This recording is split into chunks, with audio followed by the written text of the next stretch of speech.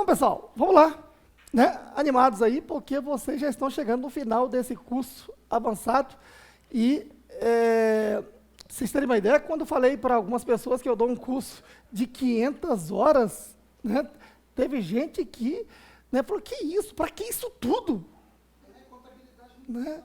Então, e eu vi também que tem vários cursinhos preparatórios para exame de suficiência e dão todo aquele conteúdo que está lá por 360 horas, certo? Envolvendo aquelas disciplinas todas, que também certamente não dá para abordar quase nada. Então, eu acredito que um curso como esse, que a gente passa aqui um ano tratando de contabilidade comercial e tributária especificamente, né, não tem igual, pessoal. Vocês têm o privilégio de estar fazendo um curso como esse. Tá? Então, vamos lá. Nessas alturas, já podemos dar início ao nosso curso, volume 7, que vai tratar de balanço patrimonial, as reservas, dividendos e assuntos correlatos. Certo? É muita coisa mesmo, pessoal, mas é super interessante. Nessas alturas, eu já considero que você estudou contabilidade básica, já estudou os volumes de primeiro ao número 6, e já sabe, né, imposto de renda, não vou falar mais em tributação nenhuma aqui. Tributação foi até o volume 6, demonstração do resultado do exercício. Então, de tributo, vocês já dominam, certo aí?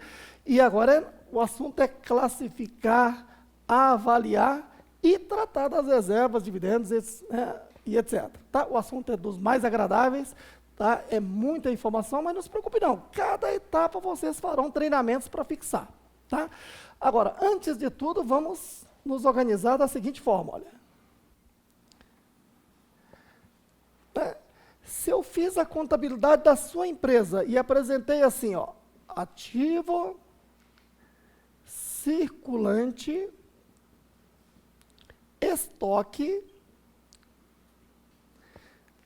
mercadorias. Você está satisfeito com a contabilidade que eu fiz ou falta alguma coisa? Falta o valor. Então, observe, olha, a contabilidade como técnica,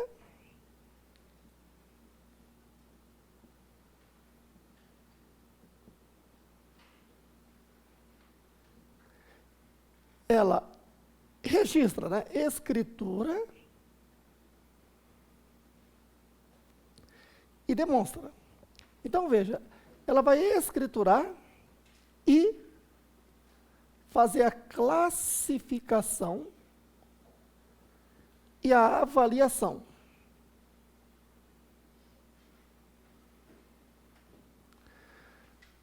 Olha, o que foi feito até aqui denomina-se classificação. Classificar é nada mais, nada menos do que enquadrar a conta no respectivo grupo pré-determinado por lei. Então, na lei, consta o que é que eu classifico no ativo circulante, certo? No ativo não circulante e etc. Então, é nada mais, nada menos do que colocar aquela conta na respectiva casinha, por assim dizer. E a partir do momento que eu me preocupo com o seu valor, eu estou falando em avaliação, certo? Então, nessas duas primeiras aulas, a aula de hoje e a próxima, estaremos falando aqui de critério de classificação, critério de avaliação, modo de classificação, modo de avaliação, certo aí? Então, não se perca. Toda vez que eu falar em classificação, eu não estou preocupado com o valor. Estou falando de grupamentos de contas, certo aí? E toda vez que eu estiver falando em avaliação, eu não estou preocupado com o grupamento mais, já estou falando em valores, certo? Então, a etapa, numa sequência lógica, é primeiro estudarmos a classificação e só depois a avaliação. Entendido aí?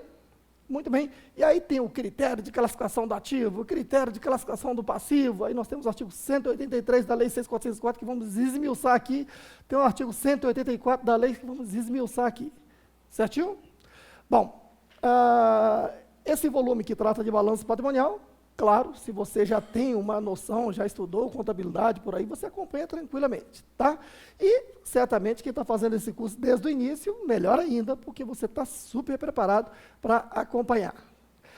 Bom, olha só, lá na contabilidade geral básica, principalmente nas partes 1, 2 e 3, né, capítulo 1, 2, 3, você estudou que o balanço é dividido em contas do ativo, passivo e patrimônio líquido. Ou seja, aquela contabilidade, na essência, que se estuda tanto aqui quanto na China, como em qualquer lugar do universo. A contabilidade inventada na Itália, sem ainda aplicar para um setor econômico ou outro. Ou seja, sem aplicar para o setor privado, ou setor público, ou banco. Ou seja, sem falar em contabilidade pública, contabilidade geral, ou tributária, sem falar em contabilidade bancária. Ou seja, ativos são os bens e direito, passivo, obrigações com terceiros, patrimônio líquido, obrigações com proprietários. Então, tudo que a empresa tem aqui no ativo, né, está devendo a terceiro e aos proprietários. Então, isso que você estudou. Essa é a chamada contabilidade enquanto técnica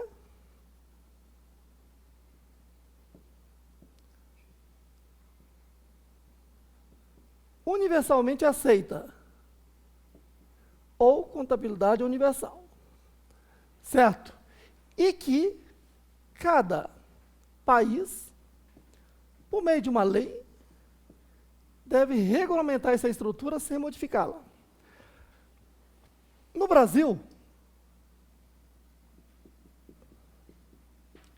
nós temos a estrutura do balanço patrimonial regulamentada pela Lei 6.404 de 76. E aí é bom a gente entender como era essa estrutura até 31/12 de 2007 e como passou a ser a partir de 1º de janeiro de 2008, com a convergência para a contabilidade internacional, havendo uma modificação na redação no texto da Lei 6.404, por meio das leis 11.638 de 2007 e 11.941 de 2009. Certo? Muito bem. Como vocês já estão nesse nível elevado, vamos tratar um pouco da história, né, do histórico das mudanças importantes. Então, em primeiro lugar, o balanço é dividido em classe de contas do ativo e classe de contas do passivo. Vamos analisar o balanço antigo primeiro. A classe do ativo é dividida em 4 grandes grupos. Quais são? Circulante, realizável a longo prazo e permanente. Lembrando que a estrutura do balanço, você não basta entendê-la, tem que memorizá-la, porque é uma estrutura que você não pode alterar nem o título nem a ordem. A classe do passivo é dividida em 4 grandes grupos. Quais são? Circulante, exigível a longo prazo, resultado de exercício futuro e patrimônio líquido. Então, ativo dividido em 3 grandes grupos e passivo dividido em 4 grandes grupos. Aí você diz, espera aí, mas o patrimônio líquido agora é um passivo? Não. É que nós temos a classe do ativo e classe do passivo. Os 3 primeiros, aliás, na antiga aqui, os 2 primeiros grupos representam obrigações com terceiros, que, na essência, chamamos de passivo. E os 2 últimos grupos, resultado de exercício futuro e patrimônio líquido, são as obrigações com proprietários, que aqui chamamos de patrimônio líquido lá na essência. Certo aí? Bom, então, essa é a estrutura. Aí, só lembrando, né? Você sabe que o circulante são contas que vencem até o final do exercício social seguinte ou ciclo operacional seguinte, e o realizável a longo prazo, exigível a longo prazo, são contas que vencem após o exercício social seguinte ou ciclo operacional seguinte. O permanente são bens para permanência na empresa, aí vem investimento, imobilizado e o diferido. Bom, primeiro, né, o que é esse diferido aqui? Né, porque muita gente acha que não chegou a estudar o que é esse diferido, certo? Então, você aprendeu lá no regime de competência de exercício que, quando o fato gerador ocorre, é que teremos aí a despesa, não é assim?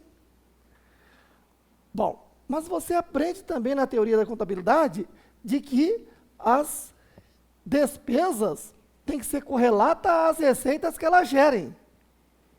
Como assim? No diferido aqui, a ideia é estocar despesas que ainda não geraram receita ou que gerarão receita em mais de um exercício social. Como assim? Imagine, uma empresa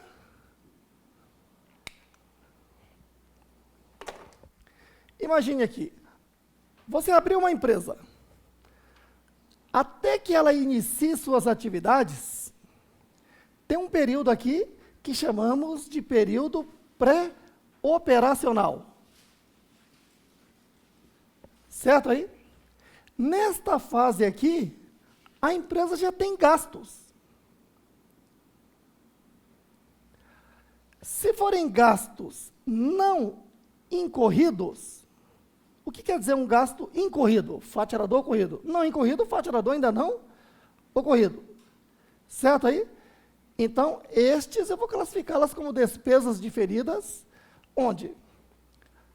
Aqui no circulante, último subgrupo, ou no realizável a longo prazo, último subgrupo. Por exemplo, pagou aluguéis dos próximos 36 meses. Creditei caixa e debitei o quê?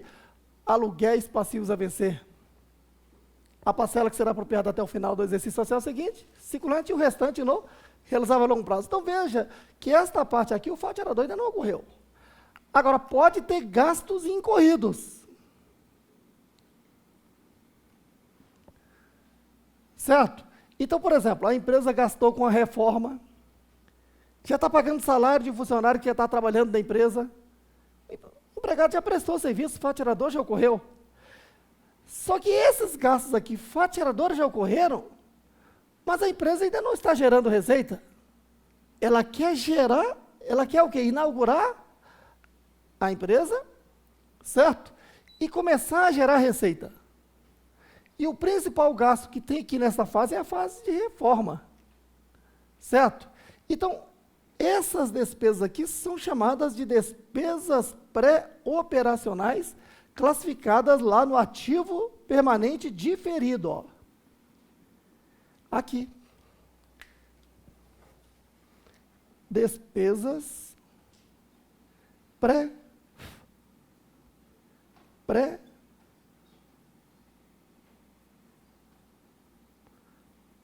operacionais. Certo? Muito bem. Veja que essas despesas ficam aqui no ativo permanente diferido, porque elas vão gerar receitas em mais de um exercício. Como o principal gasto aqui é gasto com a reforma, então a questão é saber daqui quanto tempo a empresa pretende fazer uma nova reforma. Então vamos supor que ela pretende fazer uma nova reforma após o 3º ano.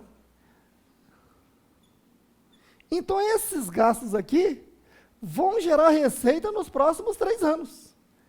Que elas sejam amortizadas para despesas, fazendo frente às receitas que elas gerem. Então, por isso, essas despesas pré-operacionais serão amortizadas em 3 anos, 33,33% ao ano. Aí qual é o lançamento? Igual a depreciação, você debita a despesa de amortização e credita a amortização acumulada. Certo? Aí, ao completar o 3º ano, dou baixa da amortização acumulada em contrapartida a despesas pré-operacionais. Então, aqui vai surgir a conta amortização acumulada de despesas pré-operacionais. Entendido aí? Bom, aí, quando a empresa entra em operação, ela continua tendo gastos.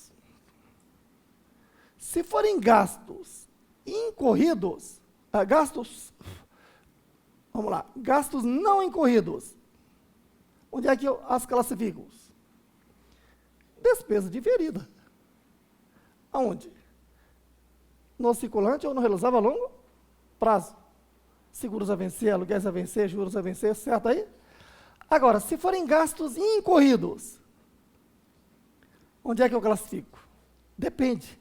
Se for gasto incorrido é faturador ocorrido, não é isso? Se for gasto incorrido que vai gerar receita só para este exercício social, já vai ser uma despesa. Se for gasto incorrido para gerar receita em mais de um exercício social, aí é ativo permanente diferido. Que tipo de gasto pode surgir aqui numa fase já operacional? Ora, a empresa pode estar fazendo um gasto com ampliação.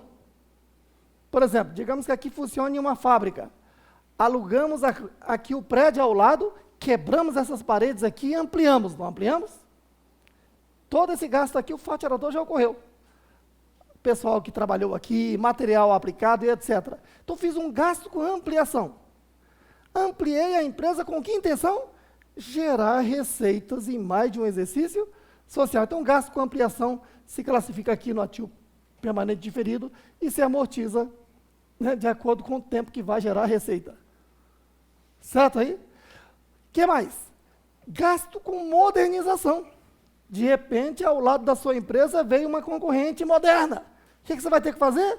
Uma reforma na sua empresa e modernizá-la também, para poder continuar a competir no mercado. Então, gasto com modernização também vem para o diferido e será amortizado no período pelo qual será feita a nova reforma para modernização. O que mais? Pesquisas de produtos. Certo? Então, a empresa está lá, brinquedos estrelas, a indústria de brinquedos. Ela contrata cientistas para descobrirem novos produtos, novos brinquedos a serem lançados no mercado. No nosso tempo, a gente brincava com a caixinha de fósforo, não é isso? Já era um brinquedo. Mas a criançada de hoje, se você der uma caixinha de fósforo, não sabe nem o que é isso. Ele quer um brinquedo que não lhe tire do sofá. Ele quer um controle remoto que faça o brinquedo dar uma volta lá fora e voltar e parar onde ele está. Não é isso? Então, alguém teve que pesquisar esse brinquedo. Gasto com pesquisas científicas, aí, até mesmo com material, viagens, estadias, etc. Todo esse gasto para pesquisar um produto vai aqui para o ativo permanente diferido e, a partir do momento que se lança um produto, a empresa já tem um projeto. Esse produto ficará no mercado 5 anos. Depois eu vou substituir por um outro. Então, que seja amortizado por 5 anos. Tá bom, já é o suficiente, você já entendeu. O que eu classifico aqui no ativo permanente diferido? Ou classificava naquele tempo? Gastos incorridos que contribuirão para formar resultado em mais de um exercício social. Certo aí? Ou seja, eu estocava aqueles gastos grandes que vão gerar receita em mais de um exercício social. Só que para contabilidade internacional, esse tipo de gasto é despesa. Certo? Só lembrando que a estrutura do balanço aqui, para contabilidade internacional, o balanço é dividido em classe de contas do ativo e classe de contas do passivo. Ativo dividido em circulante e não circulante. Passivo dividido em circulante e não circulante. Aí o Brasil, quando fez a convergência para a contabilidade internacional, a lei 11.941 mudou a estrutura para ativo, circulante e não circulante, conforme é a contabilidade internacional, e o passivo dividido em circulante e não circulante e isolou o patrimônio líquido. Mas não está exatamente... Não, quando se faz a convergência para a contabilidade internacional, não tem que ser exatamente igual, mas no mesmo padrão, ou seja, que seja interpretável, inclusive, por contabilistas de outros países que convergiram. Certo aí? Tá bom. Então, nós temos essa estrutura. Nessa nova estrutura, o que acontece? Ó? O circulante é o mesmo, tá vendo? Aí nós temos o não circulante, que contempla com o primeiro subgrupo o quê? O realizável a longo prazo. Então veja que o realizável a longo prazo perde o status de grupo e passa a ser um subgrupo, mas sem mudar nada com relação à classificação. Certo? Aqui, no circulante, eu classificava o quê? Contas que vão se realizar até o final do exercício social seguinte, e no realizável a longo prazo, contas que vão se realizar após o exercício seguinte. Aqui eu continuo a classificar contas que vão se realizar após o exercício social seguinte. Na contabilidade internacional, não se usa o termo permanente. Então, nós não temos o grupo permanente. Mas a conotação permanece. Ó. o investimento imobilizado são bens para permanência na empresa, certo? E o antigo imobilizado contemplava tanto bens corpóreos, como bens o quê? Incorpóreos. Aí o que acontece? Na nova estrutura eu tenho realizável a longo prazo